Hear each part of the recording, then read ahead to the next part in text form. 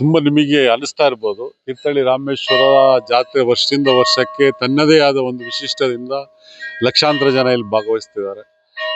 ಹೋದ ವರ್ಷ 3 ದಿನಗಳಿಗೆ ಜನ ಸೇರ್ತಾ ಇದ್ದಾರೆ. ಇವತ್ತು ನೋಡಿ 5 ದಿನಗಳ ಪರ್ಯಂತ, ಪ್ರತಿ ವರ್ಷ 5 ದಿವಸ ಇರುತ್ತೆ. ಆದ್ರೆ ಈಗಲೇ ನಿಮಗೆ ಜಾತ್ರಾ ಸಂಭ್ರಮ ಇಡೀ ತೀರ್ಥಹಳ್ಳಿ ಕಾಣ್ತಾ ಇದೆ.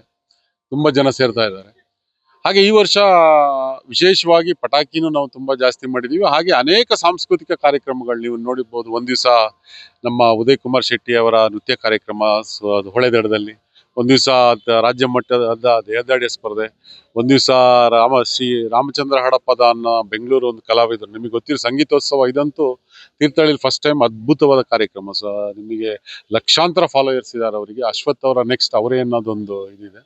ಆ ರೀತಿ ಕಾರ್ಯಕ್ರಮಗಳು ನಮ್ಮ ತುಂಗಾ ನದಿ ತೀರದಲ್ಲಿ ತಪ್ಪೋತ್ಸವ ದಿವಸ ನಮ್ಮ ಕಾಶಿ ಕಲಾ ದೀಕ್ಷಿತ್ ಇವರಿಂದ ನಿಮಗೆ ತುಂಗಾರತಿ ತುಂಬಾ ವಿಶೇಷ ವಹಿಸಲ. ನಾವು ಪರಶುರಾಮ ಸ್ಟ್ಯಾಚ್ಯೂ ಮಾಡಿರ್ಬೋದು, ಎಲ್ಲೋ ಇಡೀ ತೀರ್ಥಹಳ್ಳಿ ಲೈಟಿಂಗ್ಸ್ ಗಳ ವ್ಯವಸ್ಥೆ ಇರ್ಬೋದು. ಸುಮಾರು ಕಳೆದ ಬಾರಿಕ್ಕಿಂತ ಡಬಲ್ ಬಜೆಟ್ ಇಟ್ಕೊಂಡು ಈ ಸಲ ಕಾರ್ಯಕ್ರಮಗಳನ್ನ ಮಾಡ್ತಾ ಇದೀವಿ. ಜನನೂ ಅಷ್ಟೇ ಈ ಟೈಮಲ್ಲಿ ತುಂಬಾ ಜನ ಭಾಗವಹಿಸ್ತಾರೆ. ಇಡೀ ನಮ್ಮ ಎಲ್ಲ ಸಮಿತಿ ಸದಸ್ಯರು ಅತ್ಯಂತ ಕಷ್ಟದಿಂದ ಈ ಕೆಲಸಗಳನ್ನ ಮಾಡ್ತೇವೆ.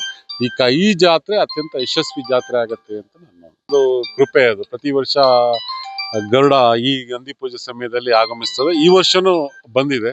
ಹಾಗಾಗಿ ಇದು ನಮಗೆ ಶುಭ ಲಕ್ಷಣ ಅಂತ ನಮ್ಮ ಭಾವನೆ.